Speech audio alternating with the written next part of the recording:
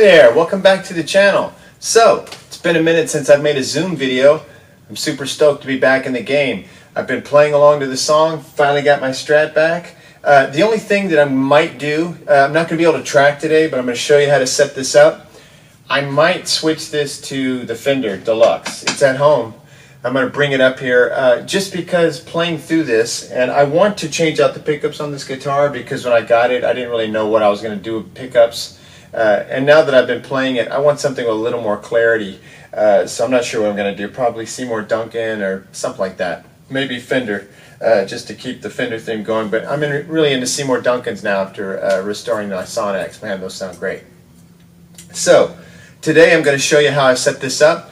Tomorrow I might change it to the Fender because I'm going to bring that up here tomorrow and do some experimenting, see which amp I want to use. So regardless, this is a dual mono miking setup, and it's the main thing I've been doing lately. I tried today when I got here to have the 2x12, and I should probably, if I wanted to do that, I should put them right next to each other so I don't come into phase issues, so I can line the mics up exactly like these are, you know, which is really important. Otherwise, you get a worthless recording, and it's out of phase. So I just kicked the 2x12 to the curb. I like running an 8 and 16 ohms anyway. I have to run on 4 for recording purposes. So now I'm in 8 ohms coming out of here with the 2 Cascade Fatheads. And I'm not using the Rain mic preamp. I'm not using any outboard mic pre's. I'm going directly into the Zoom. And oddly enough, I think that sounds the best with these Fatheads, which are kind of become ubiquitous microphones, but they're really good if you like that ribbon tone, which I do. And for whatever reason, I think there is some synergy with these preamps. I have complained about them in the past being a little bit low on the gain side, just not quite as robust as I'd like them to be. But the tone of them is fine, and for whatever reason, like I said, they mesh well with this amp and with these mics. So I may switch it to the Fender, but this is beneficial if you want to learn how to do this. This is something I learned from some high-level engineer producer types, watching them and reading about what they do, and some of them I was lucky enough to work with. But this is 8 inches, so I've got the microphone 8 inches, and I've got my little drumstick that has my marks. This is an 8-inch mark. That's a 4-inch mark, I believe, or 3-inch. Oh, this is my snare mark. It's a 3-inch mark, 8-inch mark. Can't remember how many inches this is, maybe 10? Yeah, so different markings. Mainly I use the 8 one and the 3-inch one. So here, got 8 inches here, 8 inches here, we're in phase. And you can also kind of measure it like this, just to, you could use a ruler or some kind of straight edge if you have this set up the same.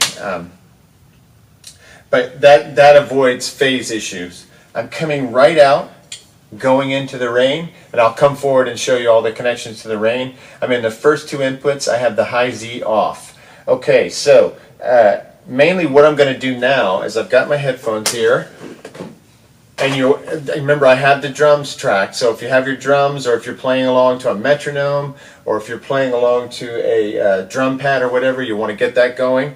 Make sure it's in sync with what you're going to lay down. Then I'm going to start from the beginning here, and we'll just see what kind of sounds we get. I'll just show you how I'm going to track this. Then I'm going to come in and show you the settings on the Zoom, just so you know what I did. I have all the effects off. I'm recording completely dry. We're at unity gain. Everything's at 100 as far as the faders and the master. Yeah, okay, let's just see what happens here. I'm going to play along to the drums, which gets annoying. I'm off beat with these drums. I got to go home and get on beat with these because I keep starting. The trick of this tune will be the beginning, just getting it going, because there's a funky trying to get the timing right with the drums. All right, so I'm going to just play along with this real quick and just show you what's up. And I've got my levels set here. Wait, why is that so low? Huh, I'm going to bring them back up to here. Sorry. Okay, here we go.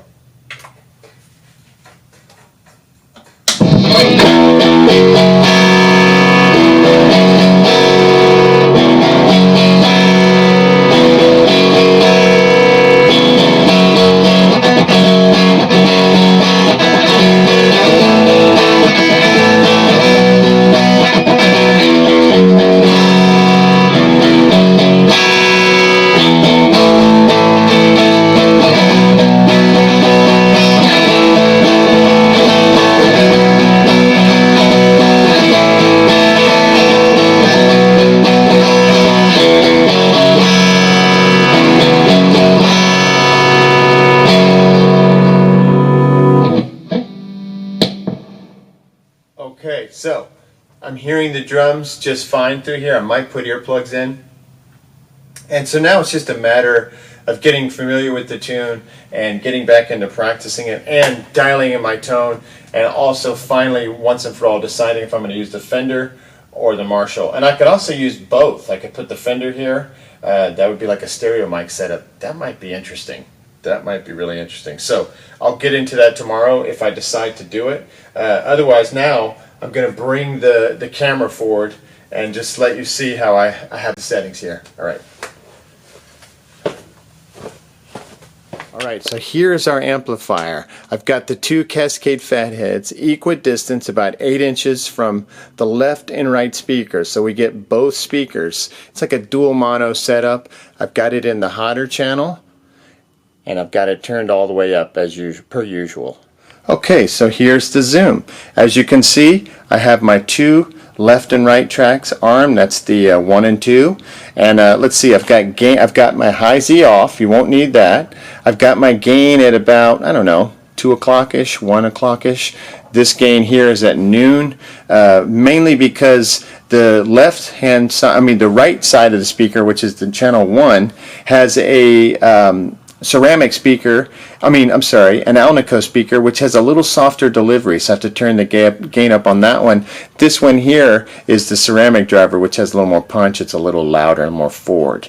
Okay, so let's look at, and you can see I've got my track here. We know it's at 53 seconds. I'll go back to 0. And you can see here on the effects, I've got, oh shoot, oh my god, no wonder. Okay, I was having really some major tone issues and could not figure out what it was, and look at that. It's on distortion. Man, oh man. Okay, well that's great news. So now I can go back and work on my guitar tone. It was really freaking me out. I was getting so much distortion, such a fuzzed out tone that I literally dropped my pickup down and everything. Wow. Okay, learn something new every day. You got to double check, everyone. Alright, so let me go back to that effect and clear it. I'm going to put it on off, and that's what I want to see when I'm recording guitars. Insert effects off. So I probably will be recording this with the Marshall and not the Fender after all, because I think the problem was that I had a nasty distortion setting on there that was just killing the tone. Wow. Okay, I've got my master at 100 unity gain, so we do that by going, let's exit here. Let's go up here to Pan EQ. And it's on the master, which is at 102. Let's roll that back to 100. It's at 100. And then to get out of this, what I like to do, instead of having to go all the way across, like through the 3 banks, you're going to want to move it one time and then hit this, and now you're in 8 as opposed to going, from 24 all the way back to 1. Okay, now I'm checking channel 1, and I've got everything just dry, nothing on it. Everything's at 0. Wait, whoops, didn't mean to do that. Okay, I'm at 0 all the way down, reverb is 0, that's 0, no need to fader. That should be at 100, it's at 99. Let's see, stereo link is off, inversion is off, and you could do that if you were having phase issues. I like to try to just get the mic placed correctly as opposed to inverting. Okay, so that's the settings so far. I'm using the two. Let me exit this. I'm arming these 2 tracks here. We've got each side a little different, like I said, because of the speaker output. And great. And then we go back to this bank here. This is where our drums are. I've got all 8 tracks are for the drums. Nothing here yet.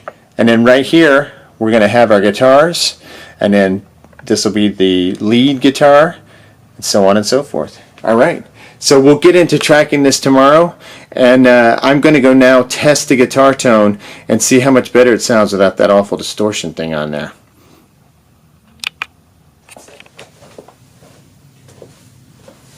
Okay, so in closing, make sure that when you're recording you always check that effect and make sure it's off, because I was going nuts here. I was like, man, everything's different. I got my guitar set up and it sounds crazy through this amp. I couldn't get any clarity. And usually this thing is, that's what it kind of does for me, is it gives me the mid-range punch, but more clarity like a Class A amp or kind of like a Fender amp. So you get sort of that, scooped feel but you do get the mid-range. And by the scoop feel, I mean lots of highs, lots of lows, more typical of a Fender amp. So it's kind of like a Vox Fender Marshall combination to me. Not really Voxy though, because it's missing the EF86 tube. Alright, so I'm going to re-record, and I think I'm going to be ready tomorrow to lay this down because I've been playing with it so much. So tomorrow I'll record myself tracking it, and if everything goes well, we'll also do the little lead riff bit, like a little solo, and then it's on to the bass, which will be direct, and then we'll get back into vocals. And hopefully I'll have learned some new things that I can help you on your journey with the Zoom. Man, I'm excited to be back. Hope my Zoom friends are watching, and it's great to be back recording. I can't wait to make this record, and I'm hoping that together we can help each other make our records better, and your record will be better, and we'll have fun. Alright, next time.